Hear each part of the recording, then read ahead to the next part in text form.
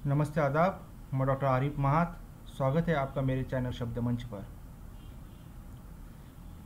कबीर के दोहों में गुरु महिमा का बखान हमने पहले वीडियो में देखा।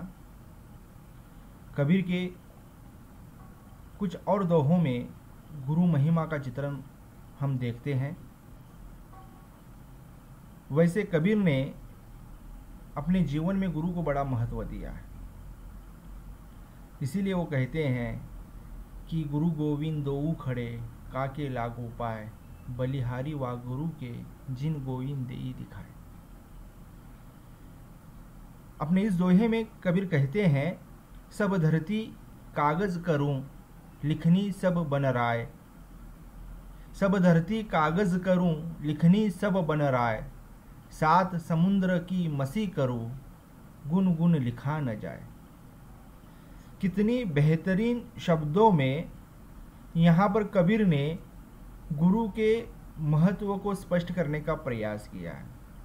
कबीर कहते हैं कि इस धरती पर इस सारी जो धरती है, सारी धरती को मैं कागज बना लूं और जितने भी पेड़ हैं उन सारे पेड़ों को मैं अगर जब कलम बना लूं और समुद्र का जो पानी है उस पानी को अगर जब मैं शाई बना दूं और मैं गुरु के गुण को लिखता चला जाऊं तो ये कागज की धरती खत्म हो जाएगी, लेखनी खत्म हो जाएगी, शाई खत्म हो जाएगी, लेकिन गुरु के गुण की महिमा खत्म नहीं होगी। इस उदाहरण से ही स्पष्ट होता है कि कबीर ने अपने जीवन में गुरु को कितना महत्व दिया है।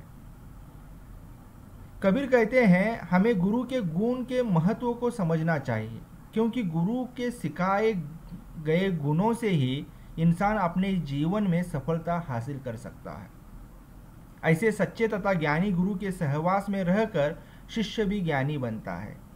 उसका अज्ञान रूपी अंधकार मिट जाता है और ज्ञान के उजाले में वह अपने साथ अपने समाज तथा देश का भी उद्धार करता है। वैसे कबीर को लोग समाज सुधारक मानते हैं, लेकिन कबीर ने हमेशा व्यक्ति सुधार की बात की है, क्योंकि वो जानते थे कि अगर व्यक्ति सुधर जाएगा तो समाज अपने आप सुधर जाएगा। और कहीं ना कहीं अगर बेहतर गुरु के छत्र छाया में अगर कोई शिष्य पनपता है तो वो यकीनन बेहतर बन जाएगा और उसकी बेहतरी समाज हित के काम ही आएगी। आगे के दोहे में कबीर कहते हैं, गुरु कुंभार शिष्य कुंभ है, घड़ी घड़ी काढ़े खोट, अंतर हाथ सराह दे, बाहर बाहें चोट। इस दोहे में कबीर ने जीवन के छोटे छोटे प्रसंगों को उदाहरण के तौर पर अपने बात को स्पष्ट करने के लिए इस्तेमाल किया। यह कबीर की खासियत है। रोजमर्रा के जीवन में चलने वाली हर छोटी छोटी घटनाओं के माध्यम से उन्होंने अपनी बात स्पष्ट करने का प्रयास किया है। इसीलिए आज भी उनका साहित्य प्रासंगिक बना हुआ है। या चाहे वो अनपढ़ हो, गवार हो, पढ़े लिखे हो, हर एक के सर पर उनका साहित्य सर चढ़ बोलने का कारण ही यही है कि उन्होंने अपने साहित्य में, अपने दोहों में रोज़मर्रा के जीवन में चलने वाले प्रसंगों को रोज़मर्रा की भाषा में स्पष्ट करने का प्रयास किया है। यहाँ पर गुरु के महत्व को स्पष्ट करते हुए कबीर उदाहरण देते हैं कि जिस प्रकार से कुंभार घड़े को बनाता है और जब वो कुंभ को बनाता है, घड़े को बनाता है, तो उस घड़े में जो भी खोट है उस खोट को चपट देकर निकालता है और चपट देते वक्त कहीं वो टूट न जाए इसलिए अंदर से उसे सहारा देता है और बाहर से हल्की हल्की चोट करता है। चोट भी ऐसी रहती है जिससे घड़ा न फूटा जाए, तो चोट के माध्यम से घड़े में जो खोट है वो भी निकल जाए और चोट के मार के सहन से जो भी उबाड़ खाबाड़ है, जो भी खोट है, वो नष्ट हो जाती है। इस दोहे में कवि कबीरदास कहते हैं कि गुरु शिष्य की तुलना कुंभार और घड़े से वो करते हैं। इसमें कवि कह रहे हैं कि गुरु एक कुंभार की तरह है और शिष्य एक घड़े की तरह है। अर्थात जिस तरह से कुंभार घड़े के अंदर से हाथ का सहारा देकर और बाहर से चोट मारकर उस घड़े को गड़ गड़ कर शिष्य की बुराई को निकालता है और घड़े को एक सुंदर आकार देते हैं, उसी तरह गुरु भी अपने शिष्यों की बुराइयों को दूर कर कर उसे सुंदर आकार देता है, उसके अंदर अच्छाइयों को भर देता है, उसके अंदर की बुराइयों को दूर कर देता है।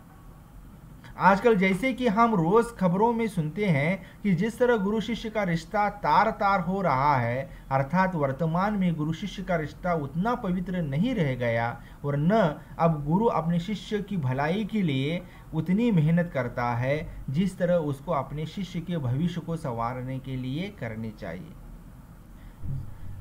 कबीर का मानना है कि गुरु के द्वारा किया गया हर कार्य शिष्य के बेहतर के लिए होता है, इसीलिए उसकी चपेट, जिस प्रकार से कुम्हार अपने बनाए हुए घड़े को चपेट देकर उसकी खोट निकालता है, उसके पीछे उसका उद्देश्य यही रहता है कि ये कहीं से भी बेढंगा न लगे, ये खूबसूरत नजर आए। गुरु के द्वारा किया गया शिष्य के ऊपर छोटे छोटे प्रहार या उनकी बुराइयों को देकर सुधार की बात करना कहीं न कहीं उनके बेहतर भविष्य की कामना के हेतु ही किया गया है। आगे कबीर कहते हैं, कबीर माया मोहिनी जैसी मीठी खांड, सतगुरु की कृपा भई नहीं तो करती भांड। कबीरदास मानते हैं कि माया ही मनुष्य को संसार के जंजाल में उलझाए रखती है।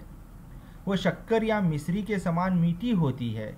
भोले भाले लोग उसकी बातों में आकर फंस जाते हैं। संसार के मोहजाल में फंसाकर अज्ञानी मनुष्य अपने मन में अहंकार, इच्छा, राग और द्वेष के विकारों को उत्पन्न करता रहता है। वह इन्हीं विकारों में उलझा रहता है। विकारों से भरा उसका मन माया के प्रभाव से ऊपर नहीं उठ सकता और जन्म मृत्यु के चक्र में फंसा रहता है। कबीरदास जी कहते हैं कि सद्गुरु की कृपा से मनुष्य माया के इस मोहजाल से छूट सकता है।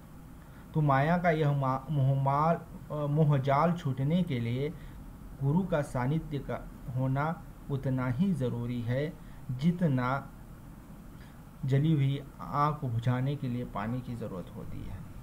तो ये मोहमाया में फंसे हुए मनुष्य को सच्ची राह दिखाने वाले, उस पर पड़े हुए अंधकार के पर्दों को हटाने का काम गुरु ही करते हैं। इसीलिए कबीर कहते हैं, कबीर माया मोहिनी जैसी मीठी खांड, सतगुरु की कृपा बही नहीं तो करती भांड। आगे कबीरदास कहते हैं, यह तन विष की बेलरी गुरु अमृत की खान, यह तन विष की बेलरी गुरु अमृत की खान, शीश दिए जो गुरु मिले तो भी सस्ता जान। कबीर कहते हैं कि इस शरीर में सांसारिक विकार और विषयों की एक लंबी जहर की बेल है जो हमें हमेशा उलझाए रहती है, लेकिन गुरुवर इन सब से मुक्त होते हैं, इसलिए उन्हें अमृत की खान कहते हैं। अहंकार, द्वेष, पाप, कर्म जैसे विकार शरीर में विष की बेल की तरह है। इन विकारों से मुक्ति पाने के लिए गुरु की आवश्यकता पड़ती है। अगर अपना सर यानी सर्वस्व देकर भी गुरु या गुरु का ज्ञान मिल जाए तो भी यह सौदा सस्ता समझो। अपना सर्वस्व समर्पित करने पर भी ऐसे सद्गुरु से भेंट हो जाए जो विषय विकारों से मुक्त है तो भी यह सौदा सस्ता ही समझना चाहिए, क्योंकि गुरु से ही हमें ज्ञान रूपी अनमोल संपत्ति मिल सकती है जो तीनों लोकों की संपत्ति से भी बढ़कर है। यहाँ कबीरदास जी ने कि सद्गुरु को प्राप्त करना, अपनी जान देकर भी प्राप्त करना, यह सस्ता सौदा बताया है। तो इससे ही स्पष्ट होता है कि कबीर के जीवन में गुरु का कितना महत्व है और ऐसे गुरु मिलने से शिष्य या जीवन की किस बेहतरी तक पहुंच सकता है, ये पुराने उदाहरणों से हम समझ सकते हैं कि अर्जुन को द्रोणाचार्य जैसे गुरु मिले तभी तो वो सर्वश्रेष्ठ धनुर्वत बन गया। सच्ची श्रद्धा से, सच्ची लगन से एकलव्य ने द्रोणाचार्य को अपना गुरु माना और उन्हीं के पुतले के सामने खड़े रहकर वो भी बेहतर धनुर्धारी बन गया। कहने का तात्पर्य यही है कि बेहतर गुरु को प्राप्त करना अगर जर अपनी जान देकर भी प्राप्त किया जाए तो भी ये सस्ता सौदा ही माना जाएगा। आगे कबीर कहते हैं कबीर गुर गरवा मिल्या, रली गया आटा लौन, जाति पाति कुल सब मीटे, नाव धरोगे कौन। कबीरदास जी कहते हैं कि सदगुरु की कृपा से मुझे गौरवशाली गुरु मिला है। उनकी कृपा से ही मैं प्रभु से उस प्रकार घुल मिल गया हूँ जैसे आटे में नमक मिलाने से दोनों एक दूसरे में घुल मिल जाते हैं। इस प्रकार से घुल मिल जाने से नमक अपना पृथक अस्तित्व भूल जाता है, वैसे ही नाम रूप में समान से मेरा अस्तित्व भी समाप्त हो जाता है, मेरा अस्तित्व ही मिट जाता है। इससे मेरी जाति कुल आदि सब निरर्थक हो जाते हैं। अब तो मैं भी गुरुमय बन गया हूँ। यानी अपने आप को मिटा देने की बात, अपने आप को लीन करने की बात गुरु के मिलने से हो जाती है। आत्मा और परमात्मा जब एक रूप हो जाते हैं, तब जैसे कबीर ने कहा है कि जल में कुम, कुम में जल, बाहर भीतर पानी, फटा कुम जल, जल ही समाया, अह तत् कहो ज्ञानी।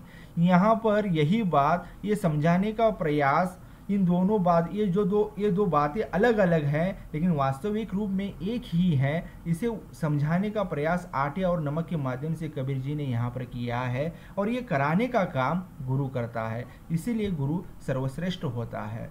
आगे कबीर कहते हैं, जाका गुरु भी अंधला, चेला खरा निरंध, अंधे अंधा ढेलिया, दोनों कूप पंडित। जितना भी कबीर ने यहाँ पर बेहतरीन गुरु की बात की है, उसी प्रकार से एक बुरे गुरु, अंधे गुरु की भी वो चर्चा करते हैं। कबीरदास जी कहते हैं कि जिसका गुरु अंधा है अर्थात अज्ञानी है, उसका चेला तो सर्वथा अंधभक्त यहाँ महाअज्ञानी होगा। और आजकल हम देख सकते हैं कि भक्त का होना जरूरी है, वो अपने जीवन को बेहतर बनाता है, लेकिन अंधभक्त का होना ये कहीं न कहीं हमारे जीवन को नरकीय यातना की तरफ ले जाता है। इसीलिए कबीरदास कहते हैं कि गुरु बेहतर हो तो शिष्य का जीवन सुखमय बीत जाएगा, लेकिन अगर जब गुरु अंधा हो और भक्त भी अंधभक्त बन जाए तो वो भी अज्ञानी बन जाएगा, और अज्ञानी हमेशा बुराई की राह पर ही चल पड़ेगा।